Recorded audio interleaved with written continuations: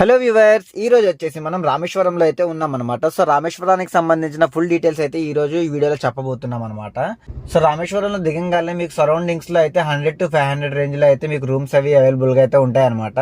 అవి నచ్చిన వారు ఎవరైనా ఉంటే వాటికి హోటల్స్ కూడా అవైలబుల్ గా అయితే ఉంటాయి. సో రేంజ్ వచ్చేసి 1500 నుంచి 2000 లో అయితే ఉంటాయి అనమాట. సో అది మీ చాయిస్ అనమాట ఎక్కడ ఉంటారనేది. సో లాకర్స్ కూడా అవైలబుల్ గా ఉంటాయి 10 to 50 రూపీస్ అనమాట. సో లగేజ్ అన్ని అక్కడ పెట్టేసుకొని మీకు సౌత్ సైడ్ లో అయితే మీకు సముద్రం అయితే ఉంటుంది అనమాట. సో లగేజ్ అన్ని అక్కడ పెట్టేసుకొని ఒక జత బట్టలు తీసుకొని మీకు అక్కడ అగ్ని తీర్థం అనే ఆర్చ్ ఉంటుంది. సో ఆర్చ్ లోపల నుంచి అయితే వెళ్ళాల్సి వస్తుంది. మీకు ఒకసారి ఏరియల్ వ్యూ కూడా చూపిస్తాను చూడండి. సో ఇది వచ్చేసి మనం గూగుల్ మ్యాప్స్ ఓపెన్ చేస్తాం. ఇందులో గూగుల్ మ్యాప్స్ లో శాటిలైట్ వ్యూ అయితే చూపిస్తున్నాను.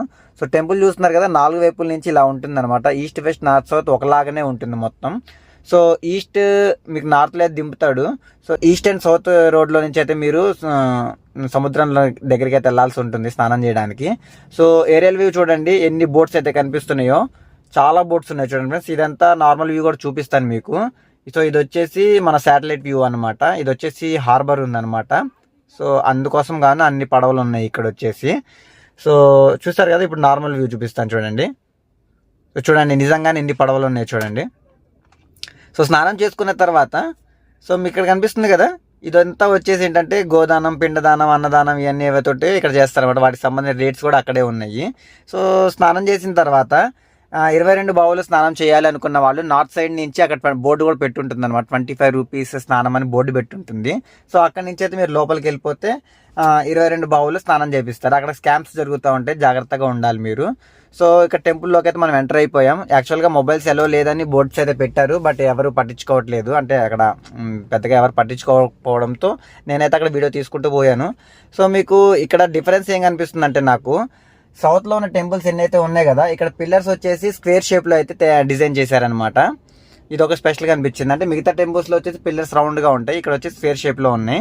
ఇంకా మీకు ఇక్కడ ఎంతమంది అయితే కనిపిస్తున్నారు కదా రాజుల విగ్రహాలు పిల్లర్స్ కి ఎవరెవరైతే కనిపిస్తున్నారు కదా, సో వీళ్ళందరూ వచ్చేసి ఏంటంటే ఆనాటి కాలంలో టెంపుల్ ని పునర్నిర్మించడానికి, అంటే ఆ టెంపుల్ ని మళ్ళీ అందంగా తీర్చిదిద్దడానికి సహకరించిన రాజులు అనమాట వీళ్ళందరూ. అంటే టెంపుల్ ని ఇంకా ఎక్స్పాండ్ చేసి దాన్ని మంచి రూపురేఖలు తేవడానికి సహకరించిన రాజులు అనమాట. సో మీరు ఇంకా పైన స్లాబ్ మీద కూడా గమనించవచ్చు, రథాటి కాలంలో రాముడి సన్నివేశాలన్నీ మనకు స్లాబ్ మీద అయితే కనిపిస్తాయి అనమాట. సో చూస్తున్నారు కదా టెంపుల్ వ్యూ ఒకసారి చూడండి. ఈస్ట్ వెస్ట్ నార్త్ సౌత్ మొత్తం ఇలానే ఉంటుంది టెంపుల్ వ్యూ వచ్చేసి. సో చూస్తున్నారు కదా, ఇక్కడ ఎంత గ్యాప్ ఉందో అక్కడ కూడా అంతే గ్యాప్ ఉంటుంది. బట్ దాని డిజైన్ ఎలా చేశారంటే 3D వ్యూ వచ్చేటట్టుగా, లాస్ట్ లో వచ్చేసి వాటర్ డ్రాప్ పాయింట్ అయ్యేటట్టుగా డిజైన్ చేశారనమాట టెంపుల్. సో నేను నడుచుకుంటూ వెళ్తున్నా చూడండి, ఎక్కడ కూడా ఏమాత్రం కూడా గ్యాప్ అనేది తగ్గలేదు. సో రెండు వైపులా పిల్లర్స్ ఏవైతే ఉన్నాయి కదా, వాటిని డిజైన్ ఎలా చేశారంటే లాస్ట్కి వెళ్ళిపోయి ఒక చిన్న పాయింట్ అయ్యేటట్టు తయారు చేశారనమాట. బట్ మీరు అక్కడికి వెళ్ళిన తర్వాత అటు నుంచి సౌత్కి చూసినా, అటు నుంచి వెస్ట్కి చూసినా అలానే ఉంటుంది డిజైన్ అనేది. సో ఈ టెంపుల్ యొక్క స్పెషాలిటీ ఇదనమాట.